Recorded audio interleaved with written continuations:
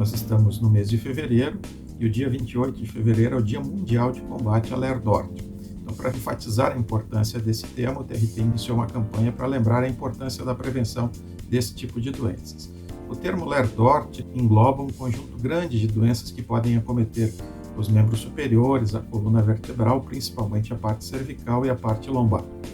Então, nós podemos citar como exemplos as doenças do ombro, tendinites, bursites, as doenças dos cotovelos, como epicondilites, nos punhos, também tendinites, tenossinovites. Na coluna, nós podemos ter quadros dolorosos no pescoço, dor muscular que pode se irradiar até os ombros e também na coluna lombar.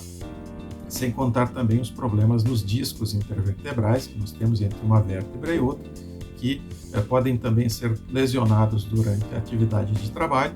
É o exemplo mais conhecido também a situação de maior gravidade, que é a hérnia de disco, que pode provocar sintomas bastante intensos e é uma forma mais complexa e mais grave de adoecimento.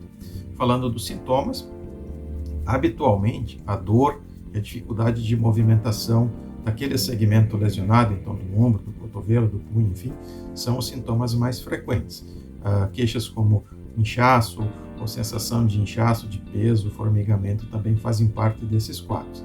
E a intensidade desses sintomas variam conforme o estágio da doença, desde a dor que alivia rapidamente depois que cessa a atividade, até a dor persistente, que pode ser bastante limitante nas situações de adoecimento mais grave. Falando um pouco das causas, então, inicialmente, a repetitividade foi considerada o principal fator responsável pelo desencadeamento dessas lesões. Por isso, o termo LER, lesão por esforço repetitivo.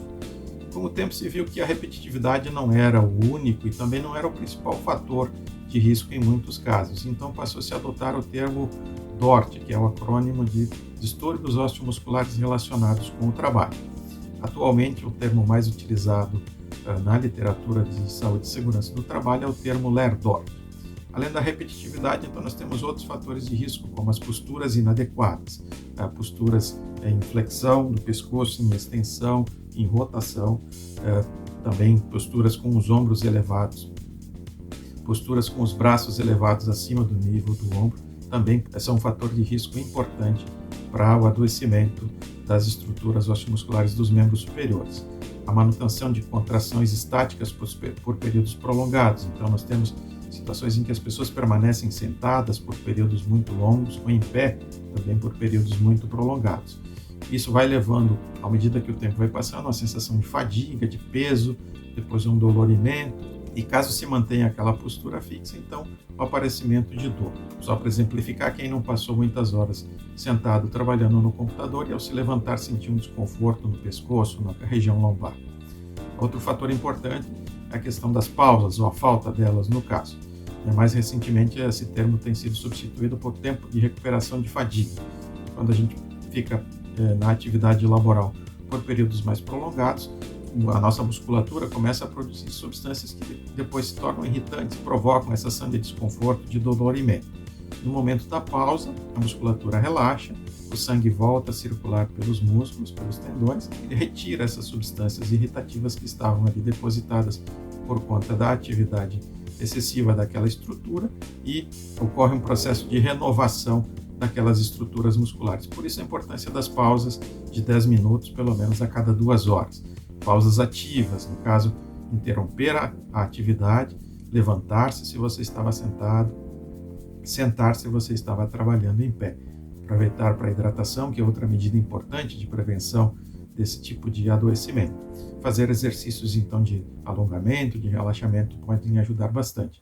Nesses momentos das pausas, também é importante descansar os olhos. Se você trabalha no computador ou numa atividade que exige bastante da sua visão, olhar pela janela, enfim, para o horizonte, ajuda a relaxar a musculatura dos olhos e isso leva a uma melhora da fadiga visual também. É muito difícil hoje em dia também, mas é sempre bom lembrar evitar o uso do celular durante as pausas. Alguns dizem que essa é uma guerra perdida, mas nós devemos insistir para que no momento das pausas se use o mínimo possível esses aparelhos que fazem parte importante das nossas vidas. Outro fator importante de risco para o desencadeamento dessas lesões é a compressão de estruturas. Então, se a nossa mesa de trabalho tem uma quina viva, os nossos antebraços tem as estruturas normalmente pressionadas por essa quina e sem demora aparece o desconforto, a dor provocada pela compressão dos nervos, dos músculos, dos tendões. Então, o mesmo também acontece quando se utiliza uma ferramenta inadequada que comprime as estruturas das mãos. Então, evitar a compressão das estruturas sensíveis dos nossos membros superiores, sobretudo.